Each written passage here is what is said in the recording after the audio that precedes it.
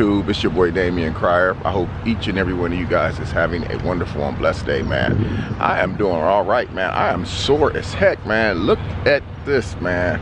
This is supposed to be my weekend off work where I can go fishing and enjoy myself sitting on the water doing these, you know what I'm saying? This is like fall time fishing season for everybody who loves fishing. But instead, you know what I'm finna do? I'm finna go to Walmart. I'm finna buy me some fish, put in my fish tank. In about a week or two, after they get about this big, I'm gonna take them all out, clean them, and I'm gonna put them in the grease and eat them. That's exactly what I'm gonna do. Just kidding, guys, just kidding. I guess I am going to be going to buy my own fish today because it looks like I will not be able to go fishing today. Now, I can go, but it would not be a good idea. Anyway, guys, so today I am going to do a video about myself. People want to know if I was ever in a gang when I was growing up as a teenager, and if I was, the type of things that I went through while I was in it. Uh-oh, sorry about that noise, somebody's speeding out. The type of stuff that I did when I was in the gang and how I came out of the gangster style life to become the man that I am today. And I can tell you guys right now, before this video gets started, you know, it's gonna be kind of deep because I've never done a video like this. And honestly, I'll probably never do another video like it again. You know, the reason for this video is to encourage people not to join a gang, to be your own man, be your own boss. You don't need to run with the group to become somebody adequate. So that's the whole meaning of this video, and that's the message that I want to send in this video, that you don't have to be a follower. You can be a leader, because a leader is a real boss. That's what real bosses do. Bosses lead by example. They don't sell drugs. They don't go around doing what other people tell them to do, like break someone's window or go up and smack someone, because that doesn't make you a boss. You know what it does is it degrades you as a person. It degrades you as a human being. You know, we live in a world now, man, where everybody is packing, everybody's carrying guns. You know, I even see shows on TV where people are teaching their kids how to board up the houses real quick, put plywood up to the window and grab their machine guns and all this other stuff. I'm gonna have to stop this for a second, guys, because it's too much traffic and people are blowing horns and stuff. But I will be right back in a second. So I was gonna go to Walmart and buy my fish, but I decided to come to Myers, since I'm already out here. What I did not know was Myers sold fish here. But I think I'm making a huge mistake, because I don't think my water is quite ready for the fish. I think they said I put my fresh water in about 2 weeks ago, maybe a week ago, so it has to sit for like 28 days for the impurities or whatever it is, or the water to reach a room temperature, I guess, if that makes sense. Then I can buy a fish. So I think I need to put this stuff in there called like the stuff that stops algae from growing inside the fish aquarium, because every time this is my third time doing my fish tank since I bought it 6 months ago, and every month or so I start getting algae on the window. I have to put a rag in there and wipe it off. But then I get an algae eater. The algae eater will last for maybe 2 or 3 weeks and then it'll die, because I didn't know that algae eater was a warm water fish. My tank is cold water. So either I gotta get a thermometer temperature or some type of heater to put inside the fish tank to keep the water cool, but I don't want the water to get cool to where the water gets hot and kills the fish. Now here's the crazy thing about it. If algae eater is a warm water fish and I'm getting fresh water regular fish, how does that work? If the algae eater has to have warm water, but regular fish gotta have cold water. It doesn't make sense to me. So anyway, these are the fish that I'm looking at. These little things right here, that is one violent fish. I had a fish like this before. It's called a crawtail, male betta. And I put that fish in a tank and put other fish in there, goldfish. And every day I come home from work, the scales on my fish would be missing. So I didn't know that these fish are in these plastic containers, because they have to sell them by themselves. This is a very extremely aggressive fish. You cannot put this fish in a tank with any other fish except one of their own, because I didn't know that they literally kill their own fish. So that's kind of crazy. But that's just something real quick I wanted to show you guys. But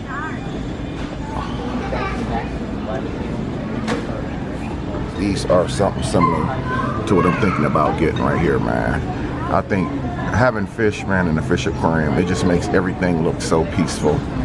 So I think what I'm gonna do is I'm gonna hold off for right now, and I'm gonna end up buying myself some of the algae stuff that goes inside of my fish aquarium that'll help kill the algae and keep the algae dead. That way I don't have to keep on redoing the same thing. So I wanted to get like more expensive fish.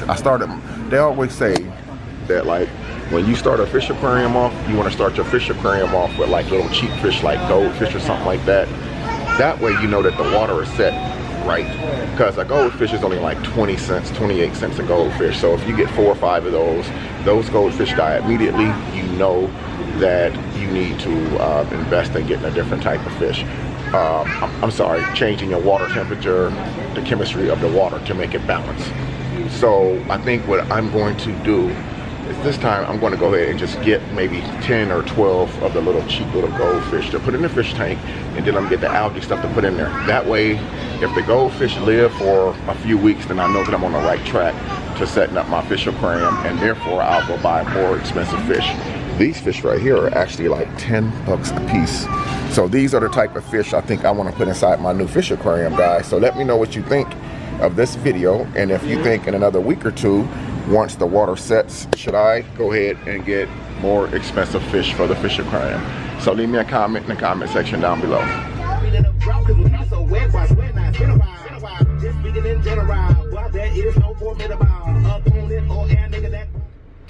Okay guys, so I'm back, man. Enough about the fish stuff, man. We were talking earlier about people wanted to know if I was a part of a street gang when I was growing up. And this is for like most of my new subscribers who don't know much about me as far as like my past. A lot of people probably subscribed to me recently but haven't really went back and watched the videos as far as where I came from. So I had at least 150 comments in 3 videos asking me, was I ever in a gang? I guess because people look at me in the video and they're like, he got some type of gangster in him or thugging. The answer to that question, guys, is yes. Back in the 80s, I will say late 80s, I was like 16 years old in 86. So I joined the street gang. It was by accident. It was called the Gangster Disciples. And we ran under what we call the 6-point star, and our rival was anybody who ran under the 5-point star, or anybody who wore like red. So when I say accident, so basically me and my cousin Reese, when we were younger, we were going skating one day, and we used to always have to go the back way to skating. Normally you can go like straight down Hannah Street, then under the bridge, and then turn on another street to avoid certain areas. So we used to go across the tracks all the time to avoid the RVL territory. RVL, which stands for Renegade Vice Lord, which ran under the 6-point star. I'm sorry, which ran under the 5-point star. So we always did what we could to avoid the RVL territory. Well, one time, when I was, like I said, about 16, 17, this is like in 86, 87, and this is a true story. One time we couldn't go across the tracks because there was a train coming, and the train had ended up stopping, so we couldn't go across the tracks. So what we did was, my cousin Reese was like, hey, maybe we should jump over the train. I'm like, no, I'm scared. So the train actually came to a stop. So Reese crossed over the train and waited on me. I was boo-hoo-hoo, little crybaby, back in the day. So I was scared to cross over those tracks. So Reese ended up coming back on the other side of the train. So we went all the way down Hannah Street past this place called Percy's. Percy's was a pool hall known here in Fort Wayne back in the 80s and parts of the 1990s as RVL Hangout, Renegade Vice Lord Territory Hangout. So one day, that day that we were going skating at Links, we had to walk past the RVL territory, and lo and behold, we walked on the opposite side of the street. It was really dark outside because we didn't want those people to recognize who we were, and they recognized who we were, and we got scooped. We got scraped. I mean, we got our butts, man, they beat the brakes off us, man. So from there we always crossed the tracks, and if there was a train that was coming or that train had stopped or slowed down, we'd climb over that sucker and cross the other side to get to the skating ring. So after taking that whooping like that, I decided, you know what, as I got into like 18, 19 years old, man, I decided, you know, I'm not going to be scared to be walking through this territory. Because by that time, 18 or 19, you feel like you're a grown man. You start smelling yourself. So I decided to start partnering with the people who was on the other side of renegade territory, RVL territory, which was the, back then there was BGD, Black Gangster Disciple, which is still same as Gangster Disciple. They both ran under the 6 Point Star, but they was two different gangs. So I started hanging out with the BGD, Black Gangster Disciples, and everything was smooth except for a lot of stuff that we had to be involved in, type of stuff that we had to be participated in. And in order for me to join that crew, I had to be jumped in. Jumped in meaning I had to stand in a circle of 5 people, and they all came at me, and I had to defend myself. And it went on for 1 minute. It had to happen for 1 minute. So everything was legal for 1 minute. I mean, hitting in the face and kicking and all that stuff.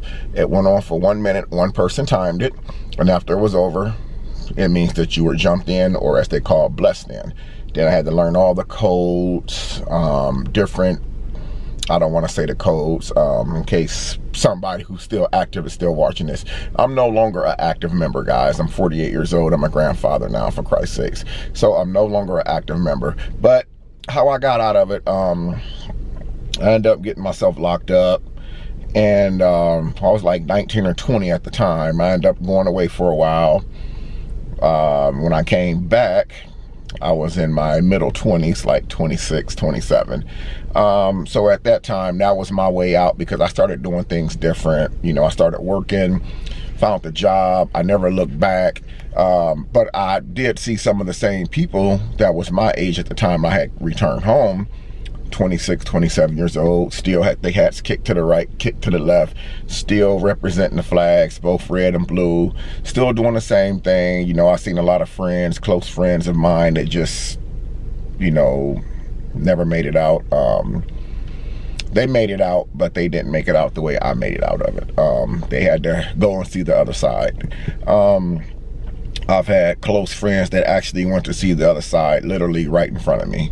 It was a really awful thing to see, experience, you know, but I guess that's part of my past. I guess without a past, you know, you don't know where you want to go in the future, you know. So having a bad past like that, I think encouraged me and motivated me at the same time to want to do better for myself. So they always said the ratio of people who return to incarceration is 75%, statistically speaking, you know. And I knew that 75% ratio, statistically speaking, I didn't want to be a part of nobody's statistic, especially when it was talking about the 75% of people return.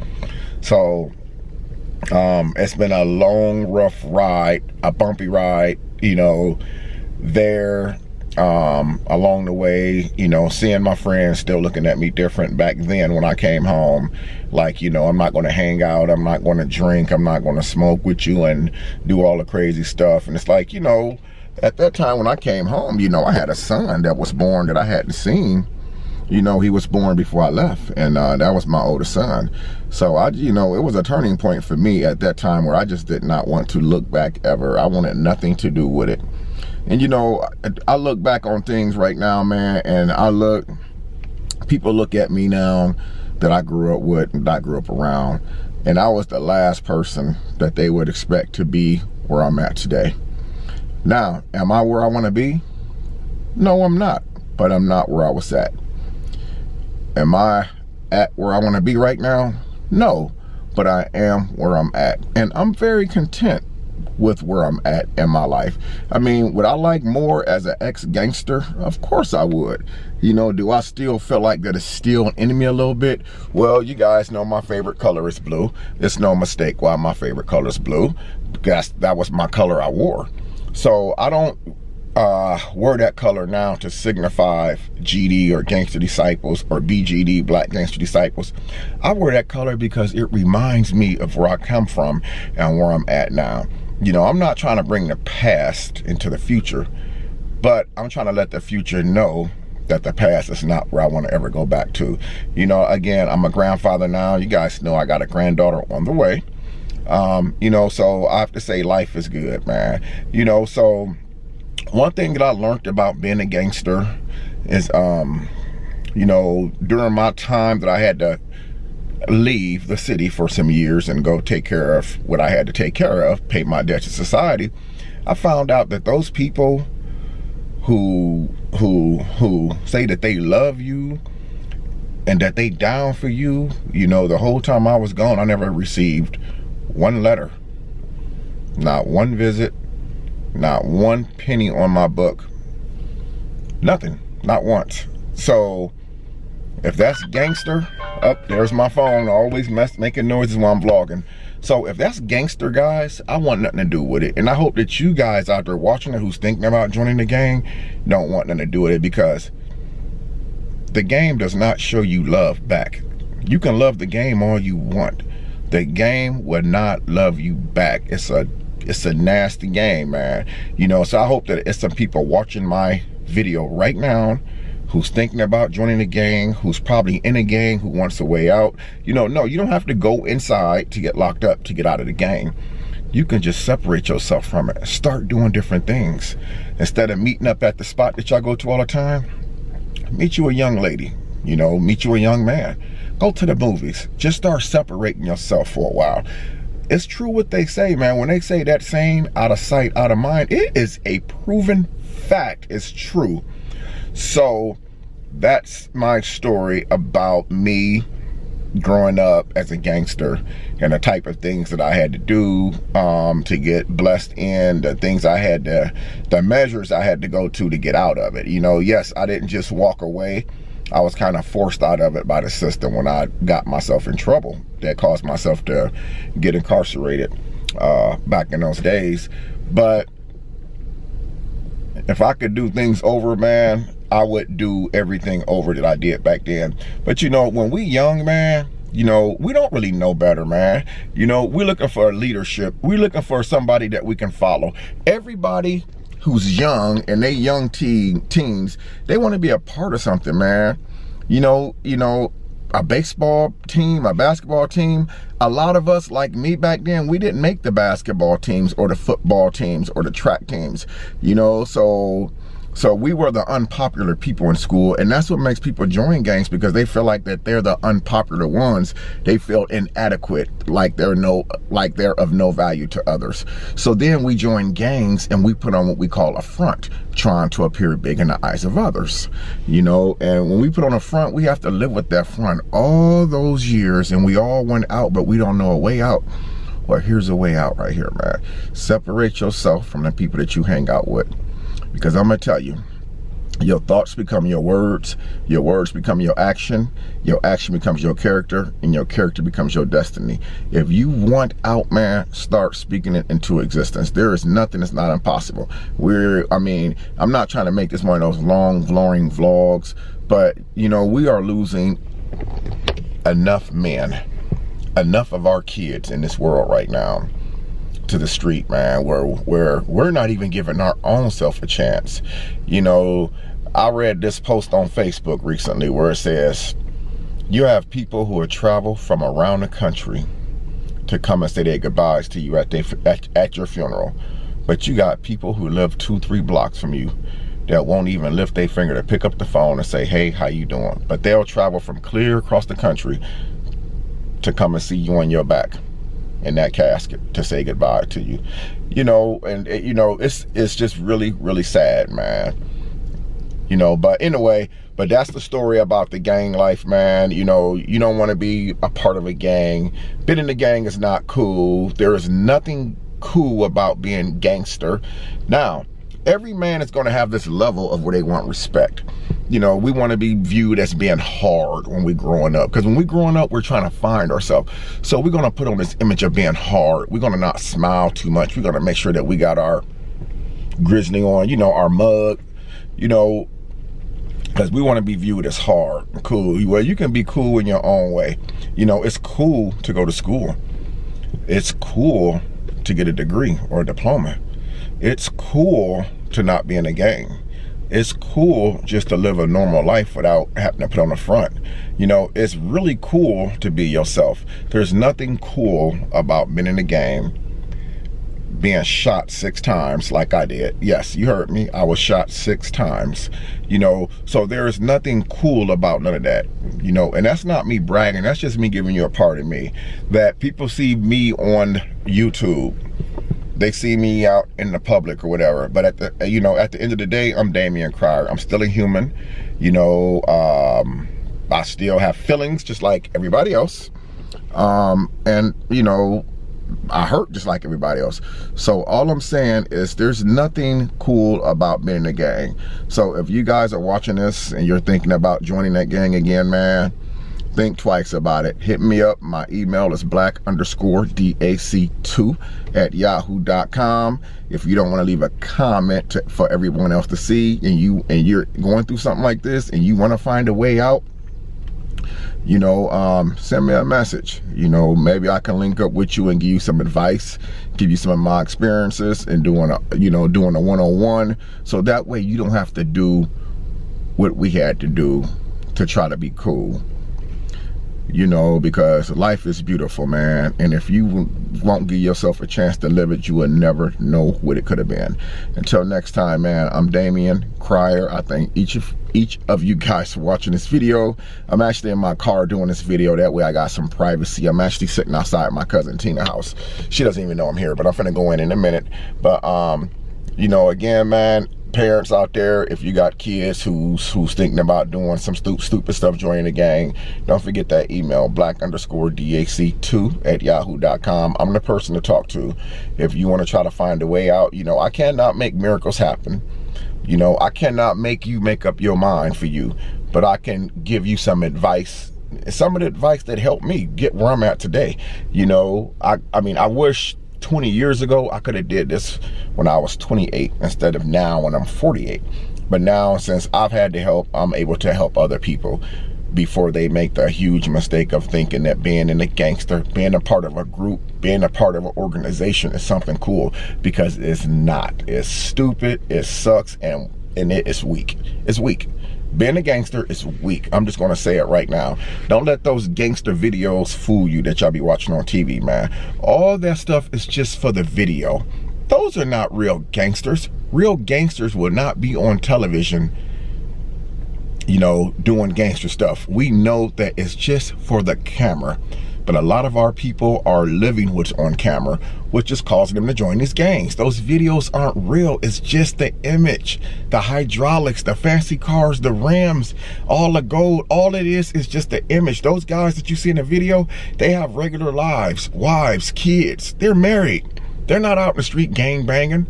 I mean, think about it. Anyway, I love you guys, man. I'm Damian Cryer. Again, black_DAC2@yahoo.com. That's the 4th time that I put that email in this video. I love you guys, man. Thank you guys who subscribed to my channel. The new people who recently subscribed, I thank you for being here. Leave me a comment in the comment section down below and let me know if you know somebody who's going through this or somebody who's trying to get out of it. Let me know what you think of this video. Give this video a thumbs up. I'm only asking for 20 likes on this video, and I will drop another video.